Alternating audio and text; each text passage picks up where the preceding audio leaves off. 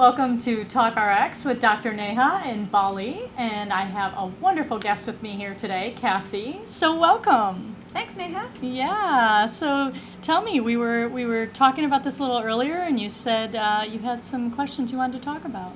Yeah, I'm working on my book, My Pursuit of Peace. Congratulations. Yeah, it's coming out soon. Uh-huh.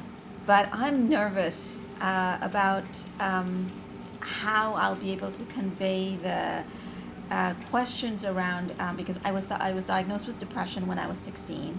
Okay. And I overcame it over the course of 20 years. And I used many different ways to overcome it. And I'm now sharing the lessons.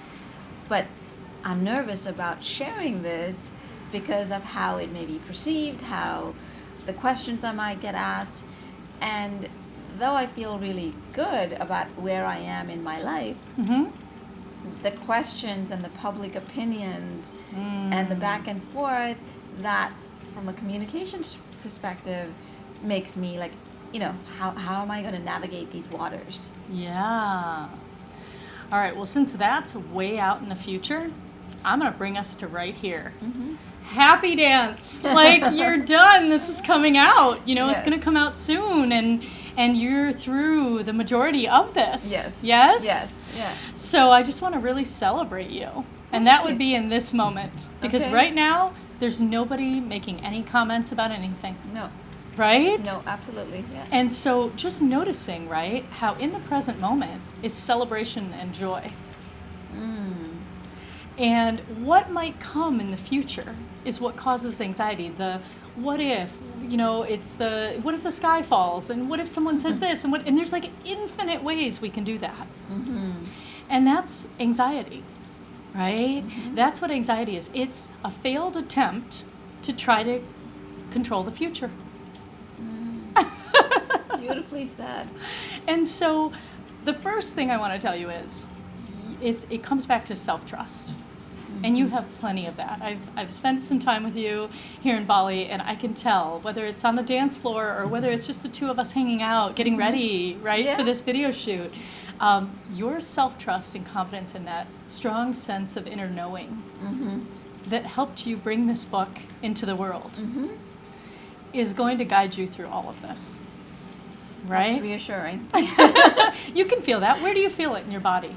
Like when you really know something. I mean, when I'm at peace, it's in my heart. So- I feel that peace in my heart, yeah. and then it goes to my gut. Okay. So for me, it starts from the heart. Okay, and then it even drops deeper. It drops deeper, and that's when I feel that grounded, I'm good. Okay, so Yeah. I love this. So tell me, you struggled with depression, something millions of people struggle with. Yeah, it's projected to be the number one disease affecting us by 2030. Wow. Yeah. And so in this 20-year journey, did you try any conventional ways? I tried conventional ways. Uh-huh. So I tried prescriptions. Yeah. I worked with lots of different therapists, psychologists, psychiatrists. Yep. Worked with sound healing, energy healing, yoga, meditation. I tried many things. Yep. And I would say all of them worked to a point, Yeah. but they were not sustaining me, and I was tired of relapsing. Yeah.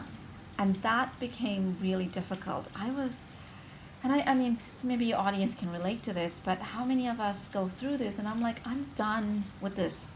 Like, I was really at that point, like, I don't want to relapse No more. anymore, no more. No more. And at that time, it was 18 years into the depression. And I Wow. said, I can't do this anymore. And what I realized was I was creating a life of facades. Masks. Masks. Yeah. Exactly what I call it in the book. Yeah. I was creating these masks that I was hiding behind, like the great education, the good job, the Money. perfect guy, Yeah. money.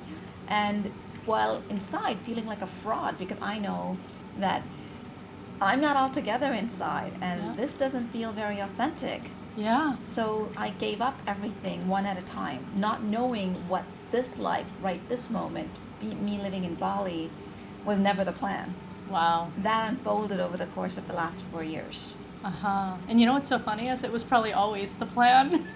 It was We're only revealed what we need to know. That's right, one step at a time. One step at a time. So let's go back to your first question, which is, what if the world meets me in a place where they aren't accepting of these other ways Right. that I have explored that helped me? So this to me is really about listening, the art of listening to the voice of your own heart, slightly louder than you can hear the voices of others. That feels good. Yes? That feels good. Yeah, and so what if you knew that when the time came, people may be skeptics because they are skeptics. And that's okay. I was a skeptic too. Yeah. I was a straight type A corporate chick that, and I needed scientific research. Yep. I was that girl. Yep. But now I've gone through this journey myself. Yeah. And I've understood the wisdom that unfolded within from personal experience. Yeah. And that's the only way you become a believer. Yes. And I'm not necessarily trying to say my way is the way. Right. And It's a way. It's a way. Parts of it might work for some people. Yep. Or it'll just inspire them to go do what they need to do. Yes. And so that's what I want you to keep in mind, right Okay. there. Critics may come, right? Skeptics will be there. They serve a really big purpose in our world to separate out what is true and what is maybe not so true for Right. them. For them. And as long as you know it's your truth, right? There's nothing else you need to worry about, because when that comes in, right? Those voices come in. Going back to that place, do you have any practices that help you hear your own truth louder? Yeah, several. Yeah? Yeah, so I ground, meditate. I'm a Vipassana meditator. Yeah. So, yeah, and also just sometimes it's walking meditation, sometimes it's painting, but Yeah. when I just get into that space of stillness, Yeah. just being in nature. Yeah. So it depends on the day, it depends on what's going on, Love it. but usually nature works. Yeah. I can already see like a softening happening in you as you're just remembering how Yeah, you like, do it. I love going for morning jogs, Yeah. and that to me is my medicine. Mm.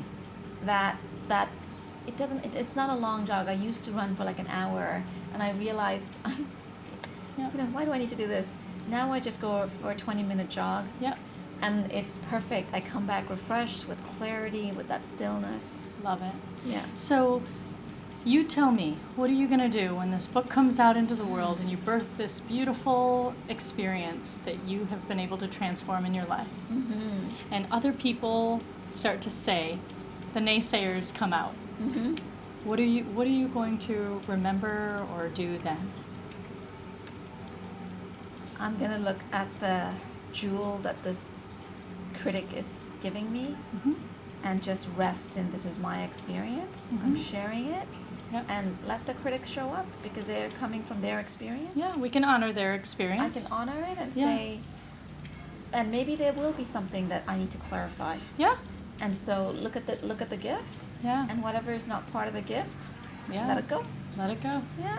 Oh, so thank you. Yeah, I'm thank so you. excited. I'll be excited to read your book. Can you Yes. say the name of it again? My Pursuit of Peace. My Pursuit of Peace. So look for that. It's Cassie. What's your last name? Cassie Zacharias. Zacharias. So for all of you that have struggled with depression or your own journey, something that you have struggled with, that you have a deep sense of knowing that there was a certain way that helped you get out of that, and you want to share it with the world, make sure that you turn up the voice of your own heart slightly louder than you can hear the voices of others.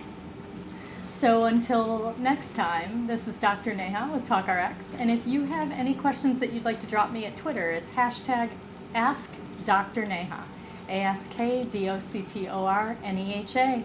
Thank you, Cassie. Thank you, Neha. Thank you, all of you.